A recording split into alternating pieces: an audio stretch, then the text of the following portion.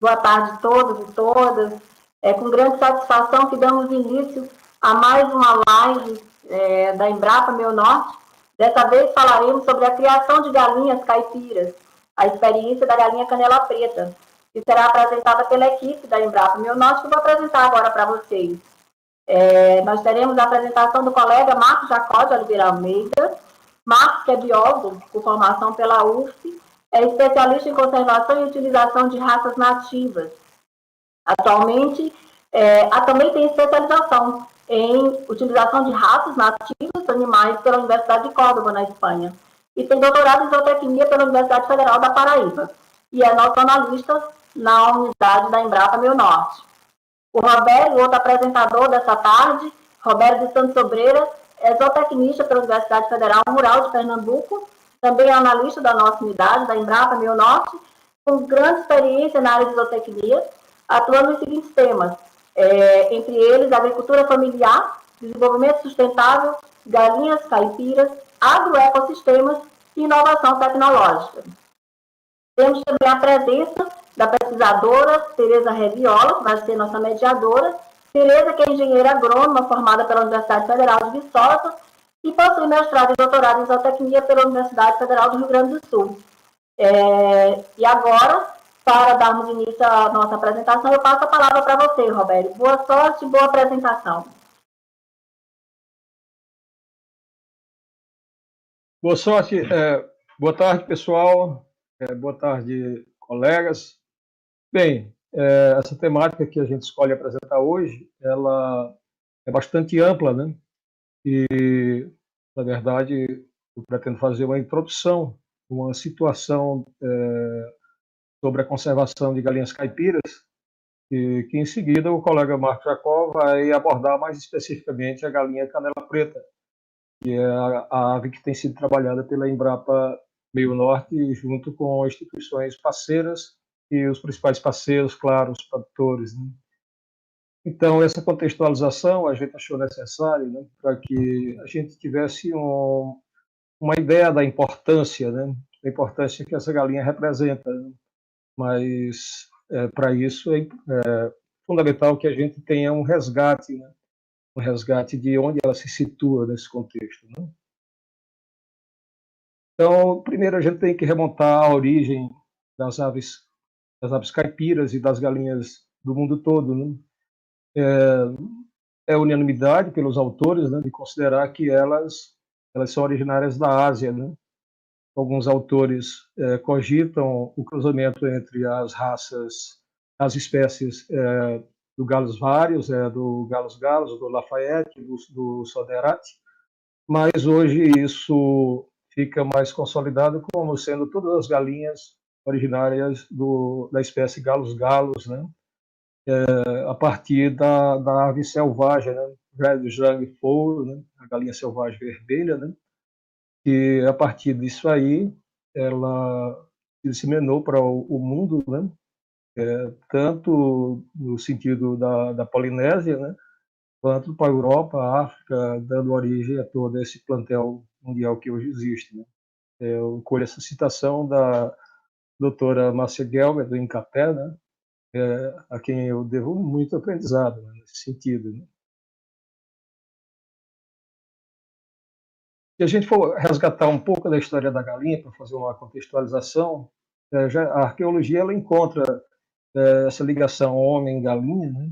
A humanidade utilizando a alimentação dessa ave há 3.000 anos antes de Cristo, né? Com registros mais consistentes da Suméria, 200 anos antes de Cristo, né? É importante lembrar que a briga de galo ela é o esporte mais antigo, né? E a partir dessa prática, né? Hoje não legalizada, que as fêmeas foram criadas e daí se notou a importância do consumo dos ovos dessas aves, né? Dos galos para combate, né? Existem registros no Egito, né? Nos séculos 14 e 4 antes de Cristo, né? Aonde tem coisas assim realmente significativas, como a incubação de até 15.000 ovos de forma artificial, utilizando como fonte de calor o esterco de camelo, né? Essa prática ela era conduzida por famílias que se especializavam nessa arte, né? Nessa arte, e dá para a gente notar a quantidade de aves que se criava e que se consumia para ter incubatórios desse tamanho, né? Na China, 1500 a 1000 anos antes de Cristo, houve um alimento da maior importância, e sabendo que era tão valorizada que a galinha só era batida quando ela deixava de pôr. Na Roma antiga, né, no início da era cristã, foram feitas as primeiras seleções, digamos assim, de galinhas para corte e postura, né? E uma produção que a gente considera respeitada a escala, né, de produção já meio organizada, né? Aí surge o confinamento de animais em gaiolas, o capão, né? E registro de crescimento tão acelerado, né? A partir dessa ingesta meio que forçada de alguma seleção, né? Significada pelo achado de aves que tinham pernas tortas, significando um crescimento muito rápido. Também a prática da debicagem ela vem lá da Roma antiga, né? Na Grécia existem vários registros cerâmicos com galos, tanto de combate como de equipamentos, né, comedouros, bebedouros específicos para a criação de galinha. As galinhas do Brasil elas têm uma notificação histórica, né, que é na Carta de Pervaz de Caminha, né, onde as primeiras caravelas já trouxeram galinhas. A partir de 1530 já existiam algumas criações realizadas pelos ditos colonizadores, né, de 1822 até 1898, né, a fase do Império, a gastronomia à base de galinha, ela foi bastante difundida, né, na colônia, né, ainda. Né? E aí é interessante notar que já se encontra narrativas da inclusão de pratos com o uso do quiabo, né, da abóbora, né, elementos da América e da África. Né? Em 1880, já no Rio Grande do Sul e Santa Catarina, vários tipos de criação de galinha, e aí a gente encontra que essas galinhas elas se formaram por muitas aves que vieram da Europa, né, da África, da América do Norte, né, e elas foram se formando de uma forma muito rica, uma genética extremamente diversificada. Né. De 1900 até 1959, né, as tecnologias elas foram avançando, se é que a gente pode chamar de tecnologia no sentido científico, né, mas formas de criar galinha, onde uma que chama muita atenção, é uma que se tem registro no Rio Grande do Sul, que era o que hoje nos chegou com o nome de sistema MM, isso em torno de 1958, 59, onde a base da alimentação era o milho e minhoca, algo de um aspecto hoje dito agroecológico bem interessante. Né? Em 1970, isso é uma data referencial, acontece a consolidação da avicultura industrial do país e a inserção do país no mercado internacional, do comércio internacional das aves, da avicultura. Né? Quando eu falo tudo isso, aí eu novamente remonto a Márcia Gelber, né, do Incapé, né, onde ela diz essa frase que eu quase que sei decorado, né, que é considerando-se a avicultura industrial desenvolver-se mais aceleradamente após a segunda metade do século XX, fica-nos a impressão de um imenso vácuo quando, sobretudo nas introduções dos livros e artigos de avicultura modernos, toda essa experiência anterior é desprezada e exibida sem importância. Então, esse valor da galinha na história da humanidade, na história da América, na história do Brasil, né, ela é muito rica, né? E é com essa compreensão que a gente chega até os atuais plantéis que existem nos quintais dos agricultores familiares, principalmente de todo o país, especialmente das regiões norte e nordeste, né? Também grande parte do norte de Minas, ainda muitos plantéis originados desse cruzamento meio sem não mapeado, digamos assim, de tantas raças que chegaram ao país durante todo esse período. Por que conservar a galinha caipira? É um elemento da cultura, da tradição e dos valores das diferentes regiões.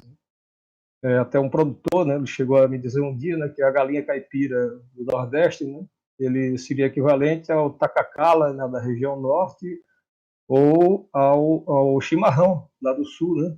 É algo que está muito diretamente ligado à nossa cultura, né? Então, as características dessa genética diversificada, né? Ela ainda não foi plenamente estudada, né? E se essas aves desaparecem, essa oportunidade ela vai junto. Os riscos de perda genética pela extinção de plantéis, né? Que pode acontecer tanto pela desistência, né? Quanto por outros fatores, né? Aves localmente adaptadas, elas são resultantes de inúmeros fatores, entre eles a genética, o clima, a alimentação, que está diretamente relacionada ao clima, porque as plantas disponíveis naquela região, elas são decorrentes daquela localidade, daquela situação geográfica, né? As plantas existentes no Nordeste são diferentes das plantas existentes no Cerrado, são diferentes das plantas existentes no sul do país. E o manejo que se dá também a essas aves e as preferências, né? Onde a canela preta, né, é, digamos, uma preferência entre outros fatores que fizeram com que ela permanecesse, a prolificidade, a mansidão, como o Marcos deverá abordar. Né? O cruzamento de raças ou linhagens com essa galinha localmente adaptada, né, é uma coisa que nos preocupa bastante, porque já na primeira geração, em F1, você tem uma perda em vários sentidos, genética, comportamental, né, etológica, né, morfológica e as questões dos aspectos culturais. Aquela galinha que se escava no terreiro, né, ela passa a ter um comportamento de uma ave que procura sombra e comida. Né? Então, o sabor também altera. São muitas as implicações quando você faz esse cruzamento e daí a importância da gente ter essas aves. Né? Ela, na agricultura familiar, especialmente, é uma fonte de ela tem uma importância principal na segurança alimentar. Nas épocas de seca, ela é o único animal que algumas famílias ficam criando ainda, né? Dada a escassez alimentar para os animais. Né? É uma fornecedora ainda de ovo e carne. Né? Eventualmente, ela produz rendas nas criações de quintal, é potencialmente uma produtora de esterco, que vai contribuir de forma integrada, né, na nuance agroecológica na adubação dos vegetais, então, controla insetos, pragas, é uma identidade cultural, um patrimônio genético, tem um apelo gastronômico hoje, onde as aves já são vistas pela alta culinária, né, com um olhar diferente, né? Carece de estudos científicos, e esses estudos científicos necessitam dessa ave no seu ambiente. A partir do momento que se eleva o nível tecnológico e a questão do esclarecimento dos produtores, né, se desperta para uma problemática que é a biosseguridade desses sistemas de criação, né, e quando eles são melhorados, né, respectivamente, se tem produtos de melhor qualidade em biossegurança alimentar, né, e biosseguridade é essa situação do plantel não adoecer nem permitir que as doenças sejam expandidas para outros plantéis. O potencial econômico ele pode ser um grande sonho. A partir dessa enorme diversidade, a gente pode encontrar aves que venham a contribuir na renda da agricultura familiar, né, pela seleção.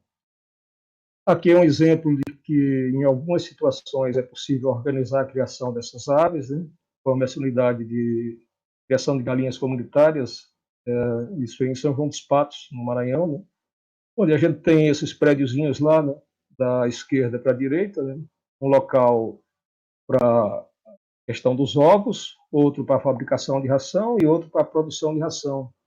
E, a partir disso, as famílias vão criando os animais num sistema já que permite o all-in, all-out, né?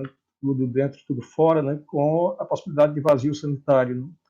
Então, são pequenos avanços e, às vezes, saltos tecnológicos que fazem com que a gente tenha, nas galinhas localmente adaptadas, um universo imenso, tanto para pesquisa, quanto da percepção da importância dela no contexto da agricultura familiar, de milhões de famílias. Né? Esse é o slide da judiação. Né? Esse é um prato característico do Nordeste, né? O famoso pirão de parida. Né? uma das inúmeras apresentações da galinha caipira. Pode ser com arroz, pode ser com uma vastidão de pratos que são feitos de forma tradicional. Então, pessoal, inicialmente é isso, né? A gente vai ficar à disposição depois para alguma pergunta que não tenha sido, algum aspecto que não tenha sido abordado dessa nossa fala. Obrigado.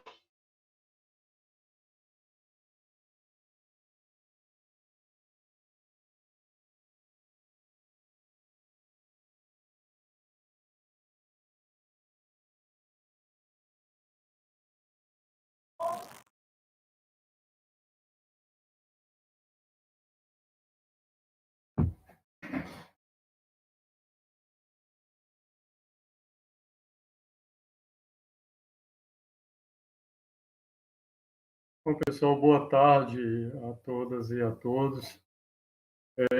Nesse momento, claro, depois de uma apresentação belíssima sobre a história das galinhas caipiras, né, a gente vai adentrar aqui na experiência que nós tivemos, né, enquanto Embrapa, com a galinha canela preta. Mas antes eu gostaria, claro, de agradecer a todos, né, aos que estão aí como ouvintes, porque nesse período, né, nesse momento de pandemia, a Embrapa tem tido alternativas, tem ido atrás de alternativas para chegar até os produtores. E essa é uma das alternativas que a Embrapa encontrou, mostrando, né, transmitindo através das redes sociais, através das plataformas, e com isso chegar até as pessoas interessadas.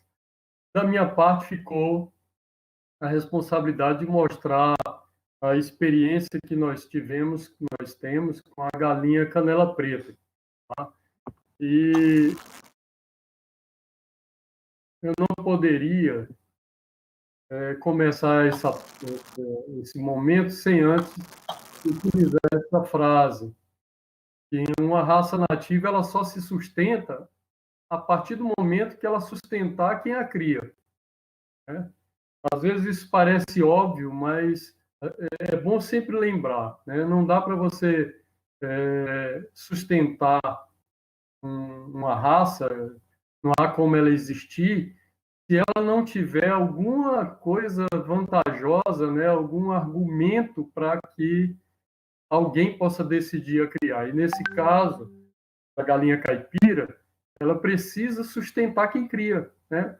Seja por um sustento emocional, porque você é saudosista, gosta da época da avó, que criava galinha caipira, ou seja, porque você admira as qualidades do produto natural, criado a campo, por vários motivos. Então, a gente não poderia iniciar sem ter a possibilidade de falar a respeito dessa frase. Lembrar também, vou passar rapidamente os slides, porque essa apresentação, na realidade, é só para instigar, né, a curiosidade e fazer com que as pessoas possam depois pensar melhor sobre o que vai ser dito e a gente possa conversar. Né? A ideia é que a gente possa discutir, conversar a respeito desse assunto, que é um assunto muito gostoso, literalmente, que é a galinha caipira como produto. Tá? Então, quando é que você tem uma galinha caipira, né? Um produto de galinha caipira? Primeiro, você tem que ter uma genética. Né?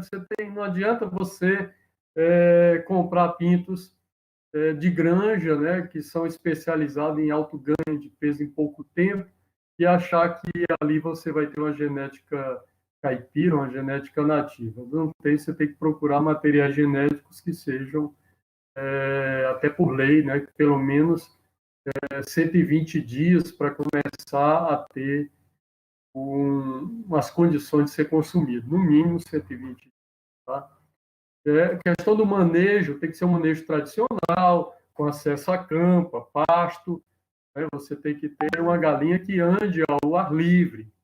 Alimentação o mais natural possível, de preferência utilizar recursos que você tenha na propriedade, material nativo, E a maturação, no caso da galinha canela preta, ela tem uma maturação mais tardia, né? Ela já vai ter maturação depois de 6 meses, não é a galinha tão precoce, né?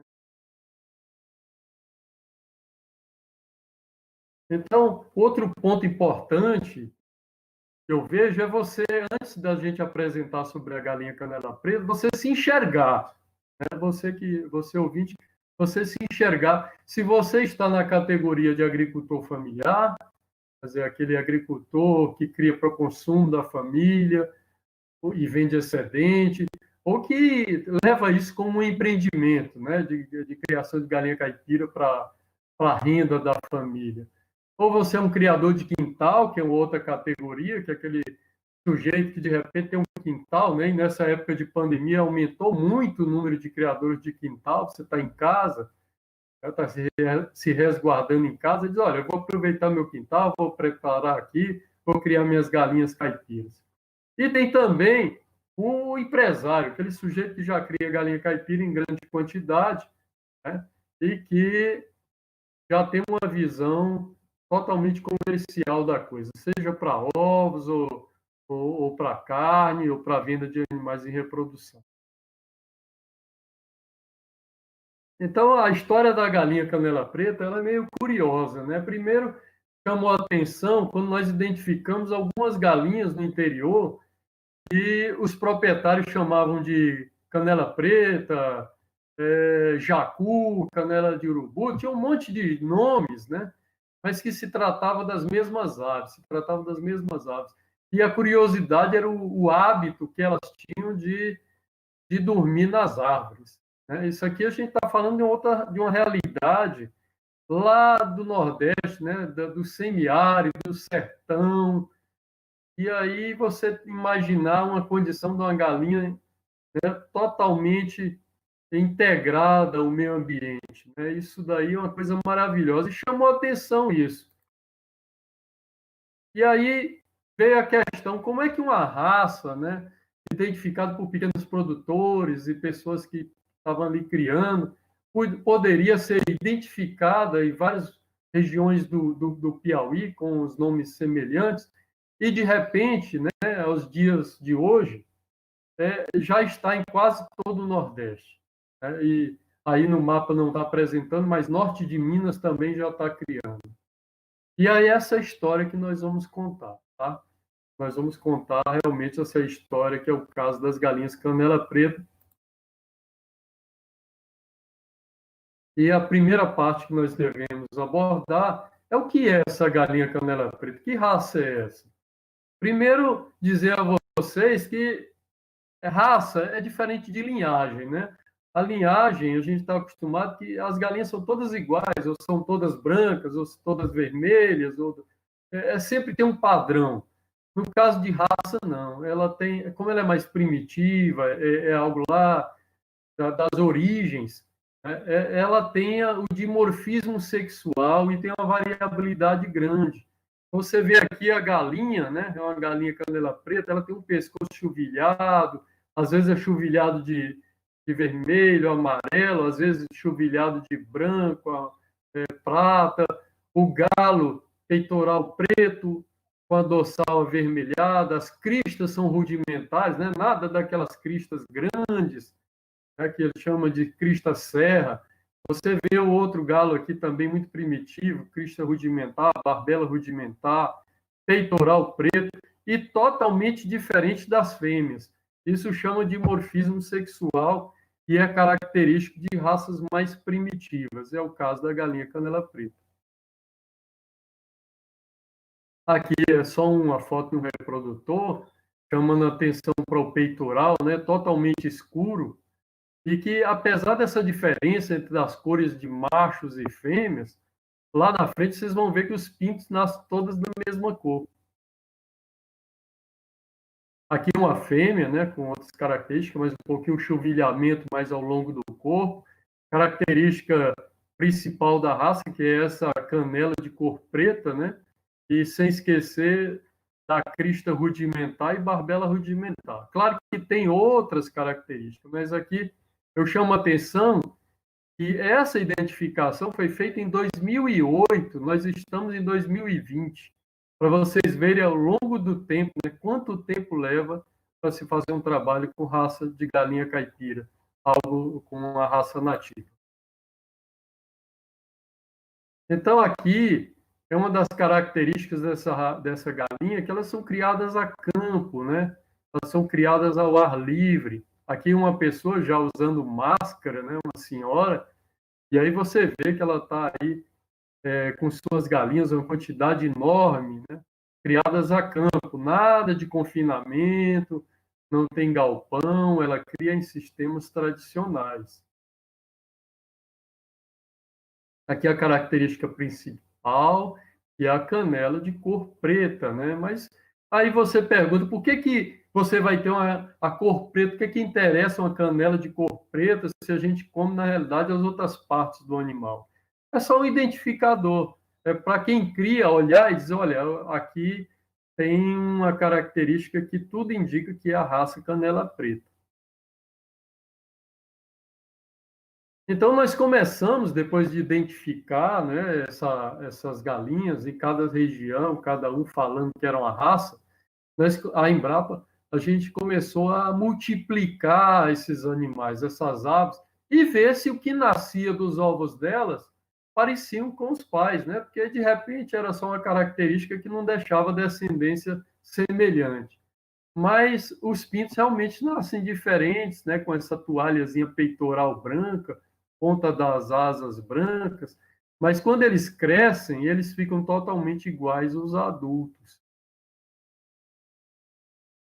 Outra coisa que nós utilizamos, que entender que essa raça, ela é do sertão, né? Principalmente sertão nordestino e norte de Minas. E nós tínhamos a necessidade de envolver os jovens filhos de produtores.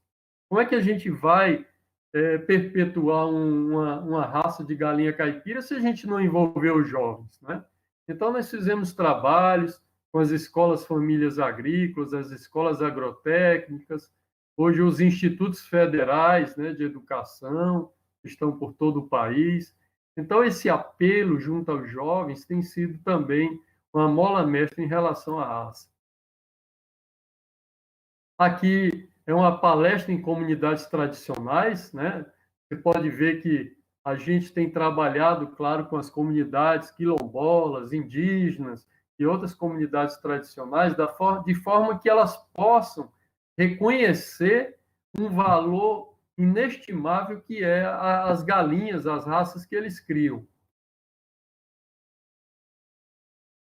Aqui são jovens, ali aqueles jovens das escolas, né, já a campo, depois que aprendem sobre as boas práticas produtivas e as tecnologias que o Embrapa hoje dispõe, né, vão lá para as comunidades em forma de estágios, né, ou às vezes estão trabalhando com as prefeituras, e vão lá capacitar as comunidades de como utilizar tecnologias para melhorar a produtividade dessas galinhas.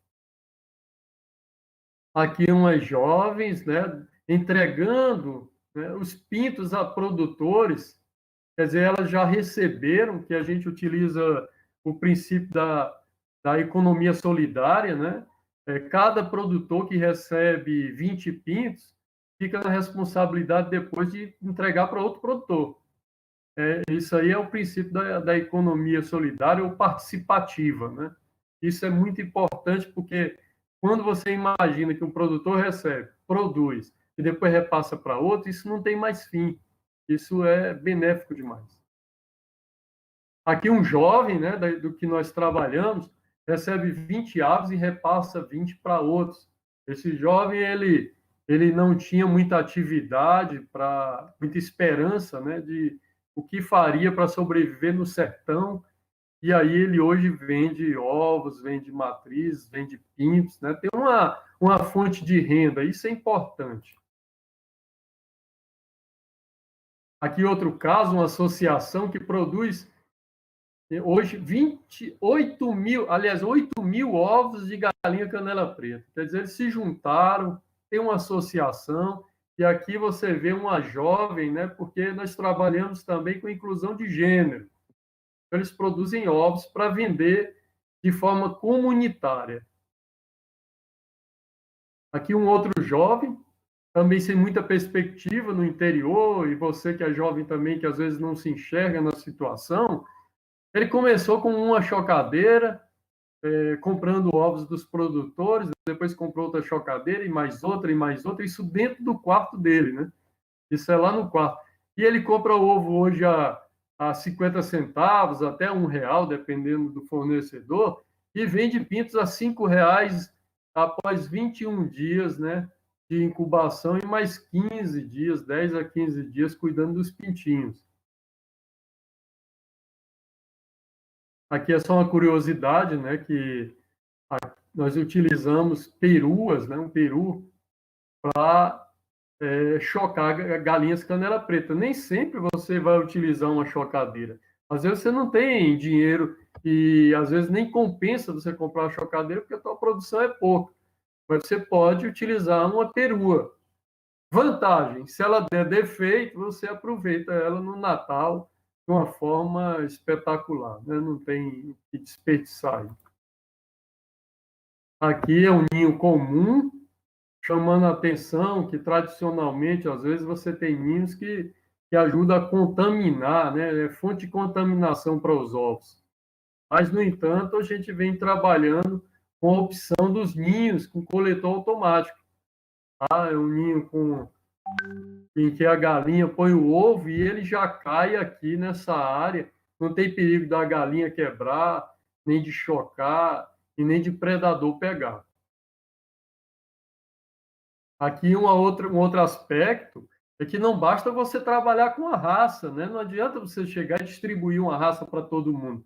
Você tem que dar meios para as pessoas tecnificarem. E aí é onde entra a Embrapa, né, com as inovações tecnológicas ou os ajustes tecnológicos necessários para o pequeno produtor ter acesso. Aqui, nesse caso, é um abatedouro, né, mini abatedouro, com capacidade até 90 aves por dia, bem pequeno, mas isso aqui já está dentro da legislação municipal, né? Isso aqui é no município de Oeiras, um abatedouro, tudo feito com material inox, com todos os cuidados necessários para a sanidade. Chamando a atenção para você dos marcadores externos, né? A galinha canela preta, enquanto você vê lá no supermercado galinha de granja, de ovos brancos ou ovos vermelhos, aqui você vai encontrar ovos verdes, ovos amarelos, ovos azuis, que é a característica das galinhas caipiras como um todo, né? Ter essa diversidade de cores. É um marcador externo para você saber quando é que é de granja, quando é que é caipira.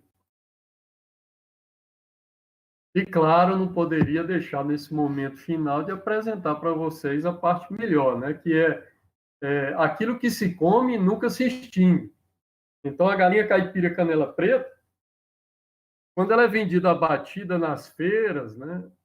O vendedor, isso aqui eu tirei foto de um vendedor que ele fazia questão de botar as canelinhas lá para ter certeza, né? Gordura. Essa gordura aqui mostra que é uma galinha já acima dos seus 120 dias, uma galinha já de pós-postura, né? E que tem seu valor, né? Tem seu valor em termo tradicional. É aquela que faz o pirão de parida, que tem um sabor especial, que é a gordura que vai dar um sabor muito especial a essa galinha. Então, é uma forma de apresentação. Mas não é só essa. A gente tem que qualificar o produtor e dar condições para ele vender. Então, aqui a galinha, contrário dessa aqui, que era só abatida, né, gente? Essa galinha que eu mostrei anterior só abatida. Aqui, além de ser abatida, a pessoa começou a vender em partes e embalada. Principalmente hoje, com a Covid-19, é necessário que os produtos estejam apresentáveis e protegidos, né? Mas aí você diz, é só assim que a gente vende? Não. Você pode também usar a galinha em partes, como anterior, embalada como anterior, e ainda vender a galinha caipira temperada. Isso agrega valor, né? Isso pode dá um valor muito superior, porque a pessoa recebendo já toda prontinha, com tempero tradicional, ela tem um mercado muito especial. Eu mesmo sou comprador, né? Tem alguns criadores que fornecem, eu compro, está muito pouquinho aí. Aqui um outro aspecto importante, chamar a atenção para vocês, é da cor da carne, né? Diferentemente de outros materiais genéticos, a galinha caipira como um todo, e principalmente a canela preta, ela tem, após o cozimento, a carne fica um pouquinho mais escura, claro, aí tem presença de ferro e outros elementos que tornam a carne mais escura, né? Interfere a alimentação, interfere os exercícios que elas fazem a campo, e isso vai resultar no sabor também. E aqui nós temos uma parte para provocar vocês, né? Ainda bem que isso não está sendo um pouco antes do almoço ou da janta, que é a galinha feita com arroz misturado. E a pessoa que vende aqui, ela coloca as canelinhas em cima do prato. Isso foi no restaurante em Teresina, e o sujeito lá que ofereceu o prato trouxe as canelinhas em cima para quê? Isso aqui é um marcador, né, de garantia de que aquilo que ele está fornecendo é a galinha canela preta. Aqui também, né, foi pedido a galinha, além de abatida, cortada, temperada, ela é feita ao molho, né, ao molho. E aqui você pode ver que tem uma gema, informação, e isso daqui agrega muito valor nos restaurantes. O desafio, gente, que a gente tem hoje em relação a essa raça, apesar de estar indo bem, a gente está evoluindo, é uma raça que no início ela estava em risco desconhecido de extinção, né? Estava em risco bastante elevado, e hoje nós conseguimos, né, enquanto a Embrapa e outras instituições parceiras que nós trabalhamos, como as escolas famílias agrícolas, institutos federais de educação e prefeituras, governos de estado, nós conseguimos tirar do risco de extinção essa raça. Mas ainda nós temos alguns passos, como criação de programas de incentivo à criação, estimular mais pessoas a criarem, como nós estamos fazendo hoje nesse evento, evitar atalho de mestiçagem, que hoje é um grande risco. É você pegar, cruzar com outro material genético, e no final você não tem nada, você nem tem um material genético, nem tem outro, não tem uma raça nem outra. Então é bom evitar a mestiçagem. Um outro aspecto que nós trabalhamos muito é o uso de redes sociais, principalmente agora, nesse momento de epidemia, né, de pandemia, nós estamos utilizando Instagram, WhatsApp, Facebook, YouTube, para chegar até os produtores, até os interessados. Pra você ter ideia, o Instagram já está com mais de 4.000 membros. Então, isso mostra o interesse que se tem por esse tipo de criação. Criação de galinha caipira, e principalmente esse foco em cima da galinha canela preta. E por último, gostaria de agradecer a todos, né, e a todas pela presença. A Embrapa está à disposição, né, de suas publicações, e dizer que nós estamos, apesar de tudo, nós estamos trabalhando. Muito obrigado.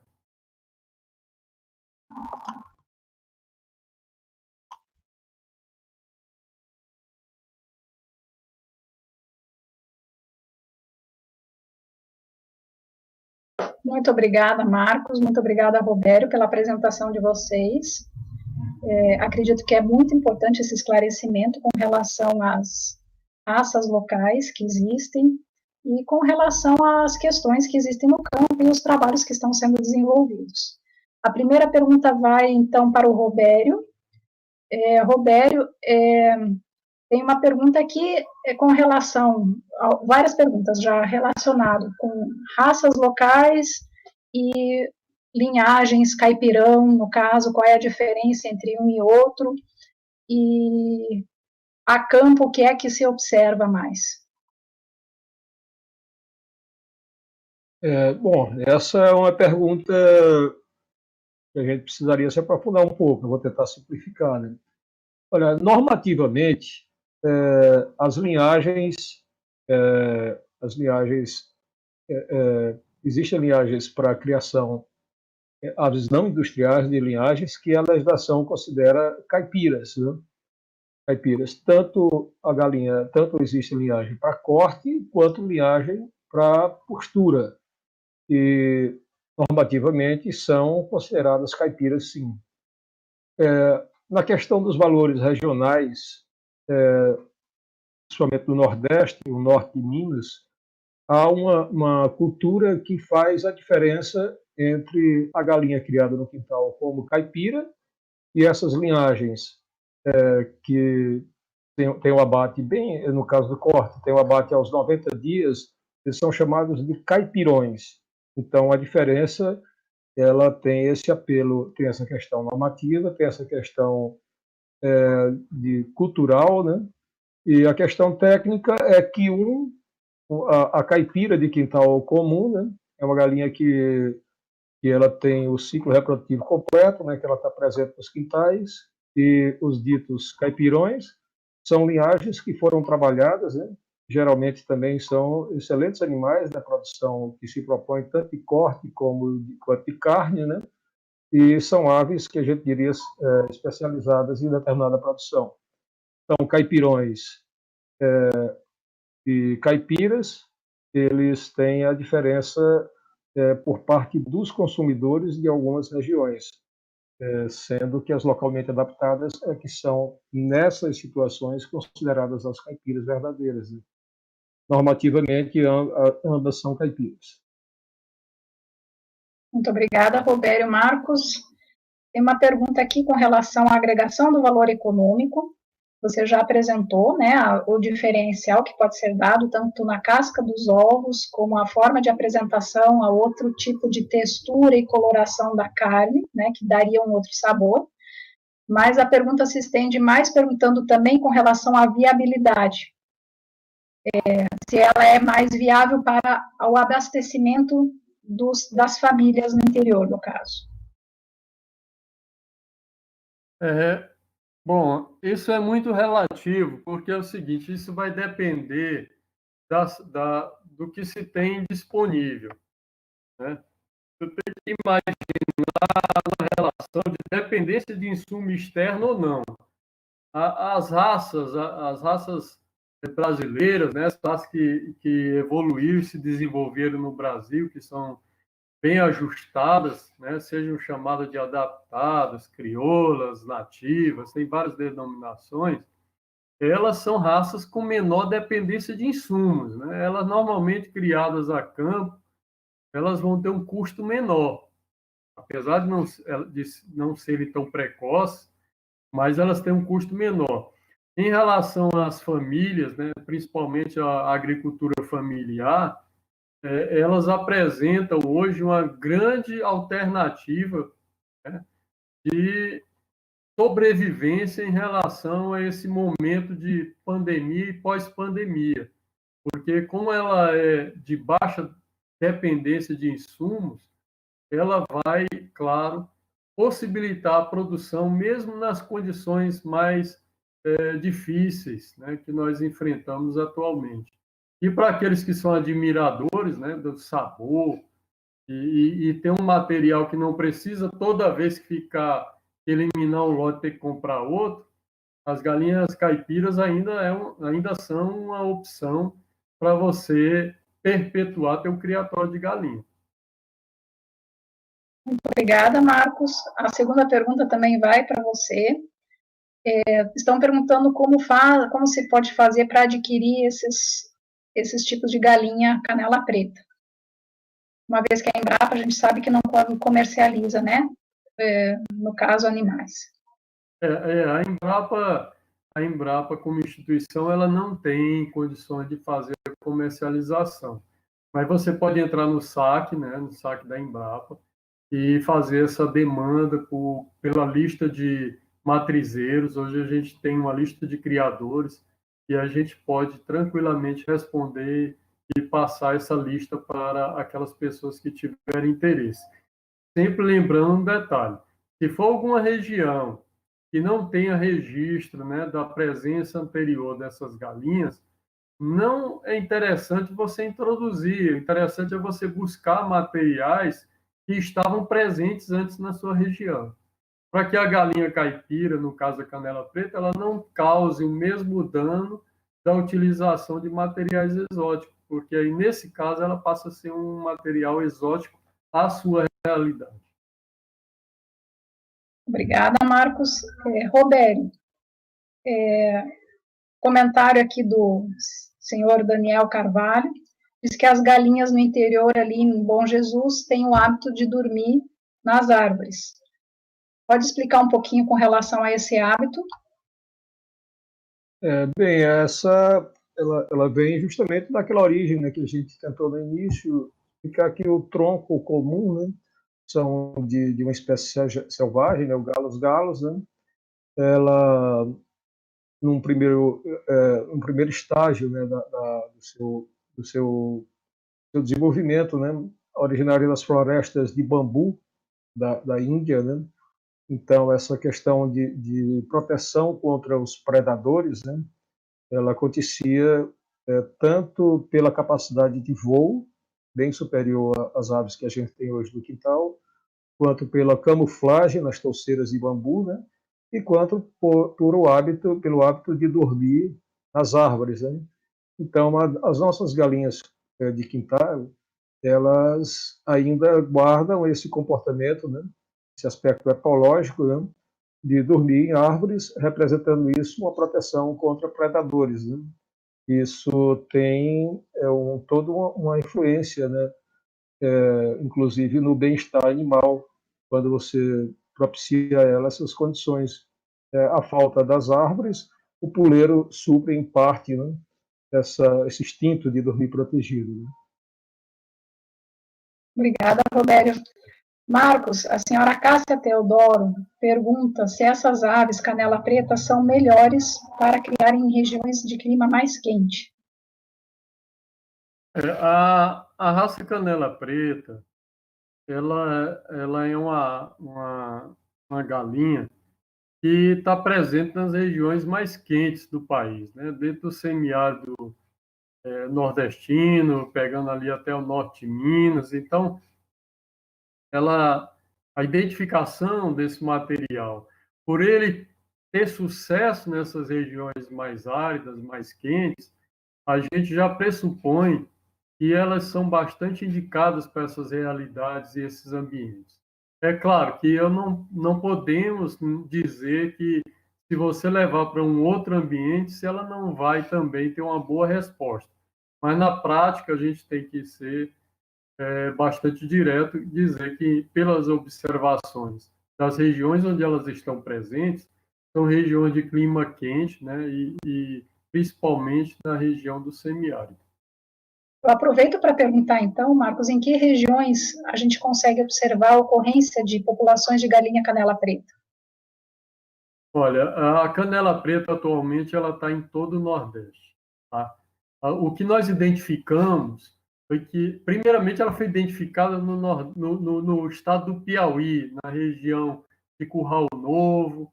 Depois identificamos que tinha materiais em Queimada Nova. Queimada Nova hoje é a capital mundial, né, ou brasileira da raça canela preta, que é onde mais tem essa ave, naturalmente, desde muito tempo.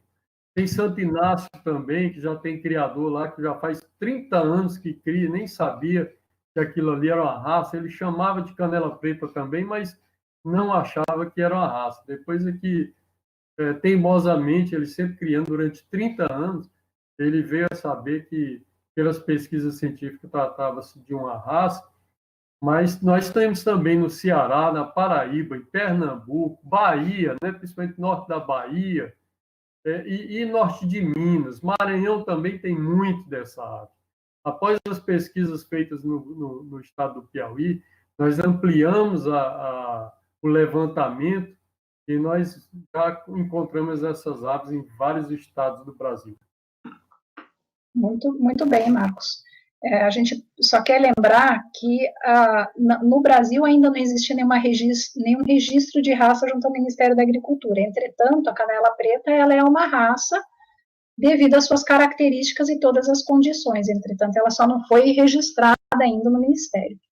Tem uma pergunta aqui com relação a estudos com outros tipos de aves que possuem já características próprias de raça, se a gente já trabalha com algum, né? Então, por favor, Marcos. Olha, a Embrapa hoje, ela vem trabalhando com outros materiais genéticos, né? Nós estamos bastante atentos a isso, porque é uma responsabilidade grande da Embrapa de estar estudando e preservando esses materiais. Então, tem a raça rabo de leque, tem a sura, né? Tem também uma raça que em breve nós vamos estar trabalhando com ela, acredito. A Tereza pode falar mais especificamente, né, Tereza, que é a questão da carioca, e também tem a pedrez e diversas outras raças que nós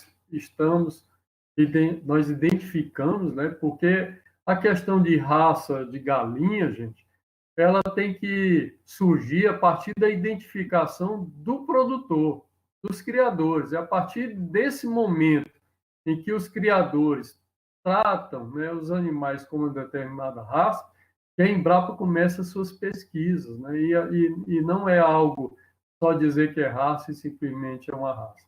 Ainda tem a pesquisa fenotípica, né, que são das características externas, tem a pesquisa genética, que é feita com DNA, e no caso da canela preta já avançou até para o DNA mitocondrial, tem a comparação genética com outros materiais, outras raças e outros materiais comerciais. Então, isso daí é o que a gente tem feito. A Embrapa tem cumprido seu papel. A Tereza pode complementar aí, porque ela Ótimo, obrigada, Marcos. é curadora. Isso, a partir do ano de 2021, inicia-se um projeto com a raça canela preta, né, a raça local, e outras, e a gente vai tentar fazer o registro dela junto ao Ministério da Agricultura. Então, assim, sabemos que existem essas aves locais, que são adaptadas aos locais, que estamos iniciando os estudos. Aproveito para perguntar para o Robério se é ou não indicado o cruzamento de linhagens que se compra em agropecuárias com aves localmente adaptadas no fundo do quintal. Essa pergunta, ela é muito recorrente, né?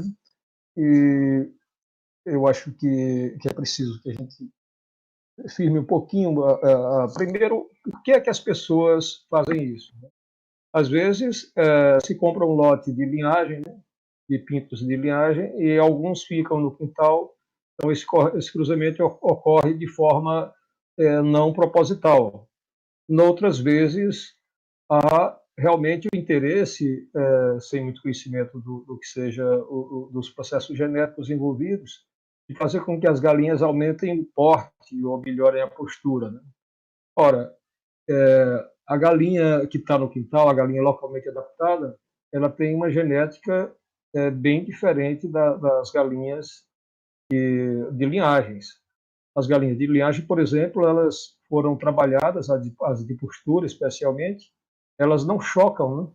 Elas não chocam, elas não têm a capacidade reprodutiva plena de realizar a postura, o choco, né? As galinhas de linhagens para corte, elas foram trabalhadas para crescer mais rapidamente, mas elas só vão crescer mais rapidamente se elas tiverem uma nutrição adequada para esse perfil. Então, a pergunta, se é aconselhado cruzar uma galinha de linhagem, né, um galo de linhagem, uma fêmea de linhagem, com um animal localmente adaptado? A resposta é não. Não, porque o Marcos já respondeu de uma forma, porque o resultado nem vai ser linhagem mais e nem vai ser mais galinha localmente adaptada. Nesse cruzamento, você faz com que desapareça grande parte da genética da ave localmente adaptada, e o resultado desse cruzamento não vai ter as características produtivas esperadas, né, da galinha de linhagem que entrou. Ou seja, é um tipo de cruzamento que a gente desaconselha, né? Ele não tem uma base científica. Obrigada, Robério. Então, por falar em projeto com aves, Marcos, aproveito para perguntar aqui a questão da Maria Marta, que está perguntando se a Embrapa tem algum projeto que faz o repasse de chocadeiras elétricas.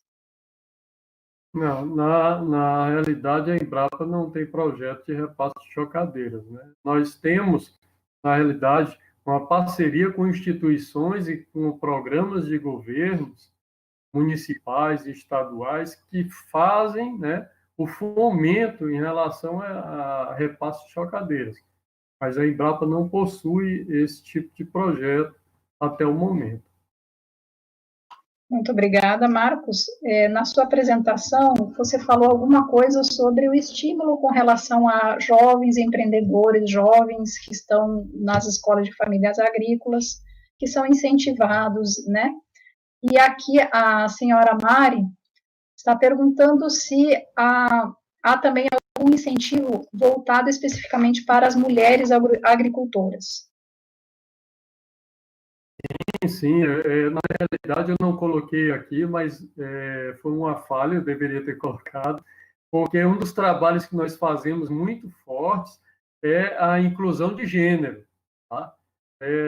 A questão da raça da galinha canela preta está muito envolvida, além da questão dos jovens, com a inclusão de gênero, porque a gente sabe que a maioria dos criadores, né, das pessoas que são responsáveis pela produção e os cuidados com galinhas caipiras, são as mulheres, né? Porque os homens normalmente, principalmente a agricultura familiar, eles estão envolvidos com as áreas de plantio e a parte de manejo animal, principalmente com as galinhas, as mulheres estão altamente relacionadas. E digo a vocês, tem hoje, por exemplo, o pessoal lá em Betânia, que deve estar aí me ouvindo, eles têm exemplos excepcionais, assim, maravilhosos, com a inclusão de gênero. Eles têm associações só de mulheres que estão produzindo galinhas caipiras, não só canela preta, como caipiras como um todo. Eu defendo, em relação, falando institucionalmente, a Embrapa tem bastante interesse em trabalhar com esse perfil, né, de inclusão de gênero, porque isso é fundamental para a sustentabilidade do meio rural.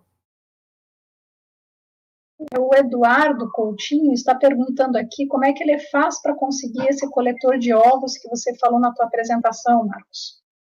Olha, hoje, se você entrar na Embrapa, tem publicação lá no site da Embrapa sobre o coletor de ovos. Lá tem bem explicado a questão das metragens, né, das dimensões desse coletor. E também já existem, né, algumas pessoas copiaram, já existe no YouTube demonstrativo desses coletores. Tá? Digo que eles são fundamentais porque a criação de galinha ela tem, em relação à postura, né, em relação à questão do momento pós-postura do ovo, ela sofre vários problemas. Um deles é ter predador, né? A maioria dos criadores tem um ou outro predador, às vezes é o cancão, às vezes é o tiu, às vezes é a própria galinha que come o ovo, às vezes é um cachorro. Então, tudo isso faz com que você tenha a necessidade de ter um ninho com coletor automático. E foi isso que nós trabalhamos com a Embrapa, em parceria com o Darlan, né, que é um criador, um matrizeiro de galinha caipira. Ele idealizou e nós fomos também parceiros nessa ideia do ninho, o ninho com coletor automático. Isso aí facilita e resolve de vez esse problema, inclusive sujeira nos ovos. Pronto, por falar em produção de ovos, Roberto, a Aparecida Maria está perguntando se que percebe que há uma baixa produção nesses ovos de quintal, né, dessas galinhas de quintal. Como é que faz para aumentar essa produtividade para o pequeno produtor que cria de forma caseira no fundo do quintal? Bom, a galinha caipira, né, justamente por ter o choco, esse intervalo onde ela vai estar geneticamente preparada para chocar e criar os pintinhos, então ela tem interrupções de postura, né? E é natural, né, que ela não tenha a postura igual a uma galinha que foi selecionada especificamente para a postura. Alguns recursos, no caso de se desejar uma postura melhor do plantel de galinhas localmente adaptadas, né, teria alguns aspectos a serem considerados. O primeiro seria uma alimentação e uma nutrição adequada, né? Com os níveis de cálcio, de fósforo, de proteína. Né? Isso pode ser feito via aconselhamento de um técnico. Né? Também é possível selecionar dentro do próprio plantel aquelas galinhas que são melhores poedeiras, né? E o outro aspecto que ainda a gente está trabalhando, né, não seria uma recomendação feita, mas uma possibilidade, seria um programa de luz, né, onde estabelecesse aí um aumento da luminosidade no dia, né, isso iria incentivar a postura, né, mas cada caso é um caso, né, então depende da situação de agir nesses três aspectos. O alimentar, que poderia ser a curto prazo, o de seleção das melhores poedeiras do plantel, que levaria um certo tempo, e o programa de luz, que a gente recomenda que tenha acompanhamento de um técnico com experiência em agricultura, e, mais uma vez, eu reforço, né, nós não temos, no momento, a resposta de como essa galinha vai se comportar submetida a esse recurso de incentivo, de estímulo à postura. Ótimo, Robério, muito obrigada. Lembrando, então, para a dona Aparecida, que, no caso, pode ser procurar também algumas informações técnicas. A Embrapa possui um link de galinha caipira, que parece que está na descrição desse vídeo, onde você pode baixar várias séries de textos técnicos que podem ajudar no esclarecimento. Robério, a Aparecida também está perguntando como se faz para tirar o choco de uma galinha. Tem alguma estratégia ou simplesmente separa ela das outras? Olha, se a gente for ver o conhecimento popular, né, são tantas coisas que se diz que tiram o choco, né? Algumas têm certo sentido, outras não. O nosso aconselhamento é que, uma vez a galinha choca, ela seja retirada daquele local onde ela está apresentando o choco do ninho, né, para um local onde ela tenha a presença de um galo. Com isso, se espera que aí no intervalo de 9 a 12, 13 dias ela retorne à postura, sem maior estresse. Né? No caso da galinha que você fez o choco permanente, né? Porque o choco tem a fase de incubação e ela continua choca criando os pintinhos. Né? Então, no caso dela estar com os pintinhos, somente com a retirada dos pintinhos é que ela vai, esse processo de largar o choco, como se chama, vai acontecer, né? Senão ela pode passar aí 60 dias, 45 dias cuidando dos pintinhos. Então, Aparecida, o que a gente tem aconselhado nesses manejos é os pintinhos sendo alimentados separados da galinha, né? Até mesmo para evitar a ação dos predadores. E, nesse caso, a distância dos pintos e a presença do galo, né? Essa separação vai fazer com que a galinha volte a pôr mais rapidamente. Marcos, com relação a essas aves que acabam dormindo nas árvores, como você mostrou na tua apresentação, tem alguma forma de evitar o ataque de morcegos hematófagos? Ou como é que você pode proceder com relação a isso? Bom, em regiões que tem incidência de morcegos, o ideal é você ter um abrigo, né? Você ter um galinheiro. Porque, normalmente, no sertão, principalmente, o maior predador em relação às galinhas que dormem em árvores é a mucura. É a mucura e também as corujas, né?